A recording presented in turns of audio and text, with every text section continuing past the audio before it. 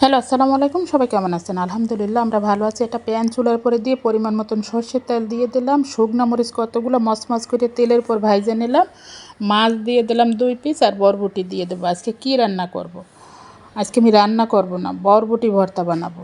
চুলার উপরে এইভাবে তেলের উপর ভাইজা বরবটি বানাবো, ধইনা পাতা বেশি করে দিয়ে শুকনা মরিচ দিয়ে কিভাবে বানাই সম্পূর্ণ ভিডিওটা আপনাদেরকে দেখাবো। আমার ভাই বোনদেরকে অনুরোধ করব ভিডিওতে একটা লাইক দিয়ে ভিডিওটি দেখতে থাকুন। পরিশেষে বলবো ছোট্ট একটা কমেন্টস করবেন। ভিডিওটি ভালো লাগলে শেয়ার করে দেবেন। আমি ঢাকনা দিয়ে পানি দিয়ে রেখে দিছি। আমার বরবটি সেদ্ধ হওয়া পর্যন্ত আমি অপেক্ষা করব। কতক্ষণ পর পর লাইড়ে দেবো, পুড়ে যাচ্ছে নাকি এটাও আমি খেয়াল করব। এখন আমি ধইনা পাতা দিয়ে দিলাম বেশি কইরা। শীতকালে তো বেশি বেশি ধইনা পাতার দামও কম, আর ধইনা পাতা বেশি বেশি করে খাইলে মানে অনেক কিডনির জন্য অনেক ভালো। যাদের কিডনিতে সমস্যা তারা বেশি বেশি করে এখন এই শীতকালে ধইনা পাতার দাম কম, বেশি বেশি করে ভর্তা তরকারিতে বেশি বেশি দিয়ে মানে খাইতে পারেন। মরিচ যে টাইলে উঠাই রাখছিলাম, এই মরিচগুলো হাত দিয়ে মানে চটকাই নিচ্ছি।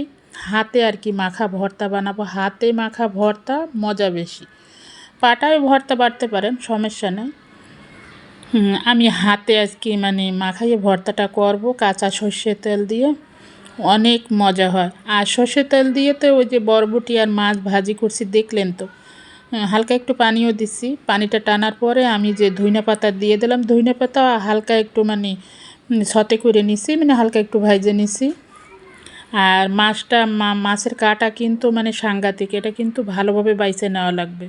সব বাছা হয়ে গেছে। এখন আমি ভর্তাটা হাত দিয়ে মানে ডইলে ডইলা টিপে টিপে বরবটিগুলো আপনি গলায় ফেলবেন। তারপরে মানে ভর্তাটা তৈরি করবেন। সবার লাস্টে একটু সর্ষের তেল দিয়ে দেবেন। অনেক মজা। এভাবে করে গরম ভাত আপনি অনায়াসে 1 প্লেট ভাত খাইয়ে ফেলতে পারবেন। অনেক মজা হয় এইভাবে করে যদি হাতে মাখা ভর্তা যদি বানান। পাশাপাশি আমি মুরগিও রান্না করব। মুরগিটা কিভাবে রান্না করতেছি তাও দেখাবো। প্যান চুলার পরে দিয়ে দিলাম পরিমাণ মতন তেল, দিয়ে দিলাম আদা রসুন বাটা, দিয়ে দিলাম হলুদের গুঁড়া, মরিচের গুঁড়া, এক এক করে মশলা দেবো আর তেলের ভিতরে ভাইজে নিচ্ছি। ভাইজা মশলাটা ভালোভাবে কষাই ফেলবো। তারপরে আমি পেঁয়াজ কুচি দিয়ে দেব, টমেটো দিয়ে দেব 2টা। যেহেতু ফার্মের মুরগি, লাল মুরগি, শক্ত মুরগি, টমেটো দিলে মানে মজা হয় বেশি। আর টক টমেটো, মুরগির ঝোলটা খেতে অনেক মজা হবে। পরিমাণ মতন লবণ দিয়ে দিলাম। মশলাটা কষানো হয়ে গেছে। এখন আমি মুরগিটা দিয়ে দিচ্ছি। মুরগিটা দিয়ে ভালোভাবে কষাইয়া গরম পানি দিয়ে দেব।